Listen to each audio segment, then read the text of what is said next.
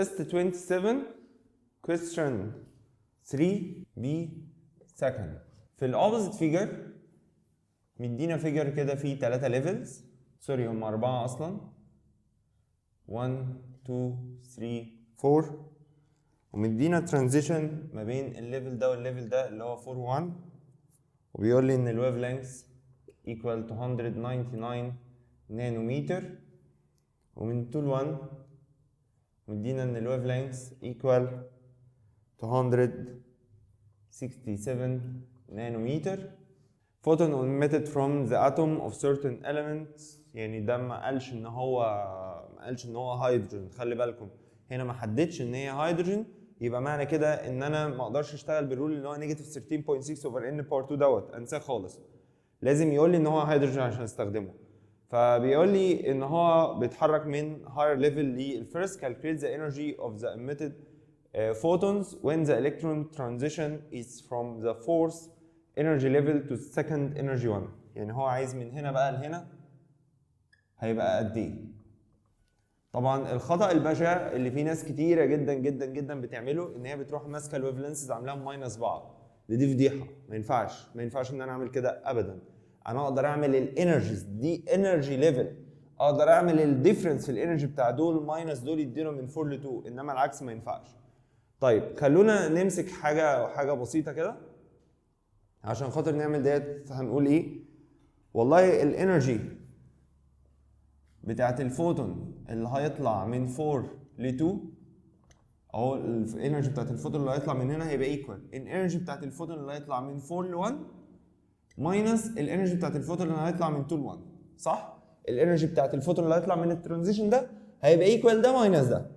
طب ما هو ده ماينس ده انا اقدر اجيبه، ده هيبقى اتش سي اوفر لامدا، هسمي ديت مثلا لامدا 1 ماينس ديت هتبقى اتش سي اوفر لامدا 2 واسمي ديت لامدا 2، والاتش سي ممكن كمان تتاخد كومن فاكتور، يبقى كده اقدر اجيب الانرجي بتاعتهم. يبقى اتش سي هتتاخد كومن فاكتور اللي هي 6.625 times 10 power negative 34 times 3 times 10 power 8 multiply 1 over lambda 1 اللي هي 299 times 10 power negative 9 minus lambda 2 اللي هي 1 over 267 times 10 power negative 9. هنقدر نشوف كل ده بكام بالجول، وكده جبت الانرجي. هي طلعت تقريبا ب 8 times 10 power negative 20 جول. بس هو المسألة فيها حاجة غلط، هي طبعا الصورة أنا واخدها زي ما هي من evaluation الوزارة، بس هو فيها حاجة صغيرة بس غلط، هو إن التو ويف لينسز دول المفروض إن هما يتبدلوا، لأن دوت كده هو الشورتر ويف لينس، دوت كده المفروض هيبقى لونجست ويف لينس. هما مبدلينها أو ممكن يكونوا حاطين رقم غلط، بس هو إحنا هنبدلها وهيطلع الأنسر بالمنظر ده. يعني معنى كده إن الاتنين دول برضو هيتبدلوا معايا.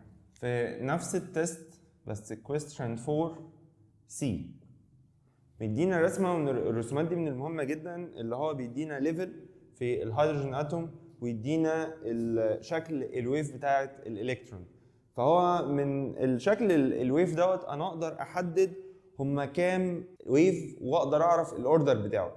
فاحنا لو بصينا للشكل دوت كده وعدينا الويفز كويس هنلاقي ان هما عباره عن 3 ويفز. في حد هيقول لي يا مستر لا دول كده 6، لا دول مش 6، دول 3 ويفز، لان كل 2 يعملوا ويف، يعني واحده كريست وواحده تراف، يبقى دول كده ويف واحده، فيبقى كده دوت الليفل الثالث. طب حلو جدا، بيقول لي وات از ذا اوردر اوف ذا ليفل، يبقى كده اول حاجه ال n equal 3.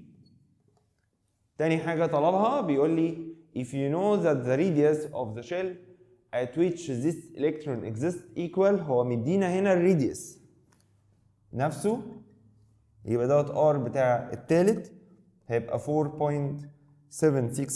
times 10 power negative 10 متر. طلب الويف لينث بتاع الستاندنج ويف ديت، ما انا عارف ان لامدا equal 2 باي ار، يبقى كده اللامدا هتبقى equal 2 times الباي 22 over 7 times الراديوس اللي هو مدولي اللي هو 4.761 times 10 power negative 10 اوفر ال n هي ب 3 اللي انا جبتها. فده كده هيطلع ايكوال، هنشوفه بكام؟ هيطلع 9.975 times 10 power negative 10 متر.